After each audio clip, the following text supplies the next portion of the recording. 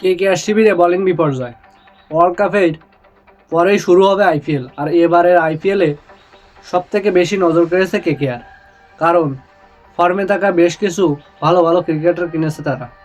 আইপিএলে কেকেআরের দেখতে হবে বোলিং বিপর্যয়। এর কারণ আইপিএল শুরু হওয়ার আগেই বড় ধাক্কা খেয়েছিল কেকেআর।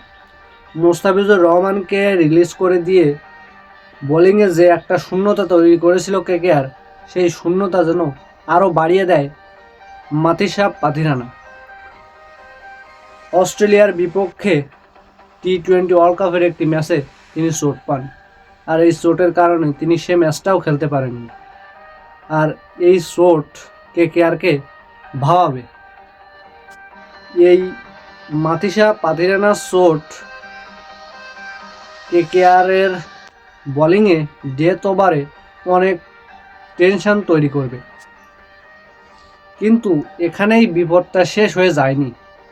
এই বিপদটাকে আরও বাড়িয়েছে ইন্ডিয়ান তরুণ পেসার হার্ষিত রানা। তিনি ইনজুরির কারণে টি-20 ওয়ার্ল্ড কাপটা খেলতে পারেননি, আর টি-20 ওয়ার্ল্ড কাপ বাদেই কিন্তু আইপিএল শুরু হতে যাচ্ছে। তো আইপিএলে তাকে দেখার সম্ভাবনা খুব একটা নেই, কারণ আইপিএলের আর কিছুদিনই বাকি আছে।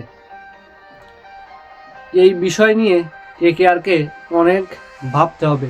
মাত্র কয়েকদিনের ব্যবধানে কেকেআরের শিবিরে বোলিংয়ের এই বড় বিপর্যয়। তিনটি গুরুত্বপূর্ণ বোলার নিমেষেই তাদের হাত থেকে বেরিয়ে যাচ্ছে। কেকেআর এই অবস্থাটা কেকেআর ম্যানেজমেন্টকে অনেক ভাবাবে। এখন দেখার বিষয় বিকল্প হিসেবে কেকেআর কাদেরকে বেছে নিচ্ছে, কোন পেসার আসবে কেকেআর দলে, এটা শুধু দেখার অপেক্ষা। কিন্তু আরও একটা বিষয়, আইপিএলে কোনোদিন প্লেয়ারের অভাব হয় না। তো আমাদের নজর রাখতে হবে যে কোন প্লেয়ার কেকেআর দলে ঢুকছে।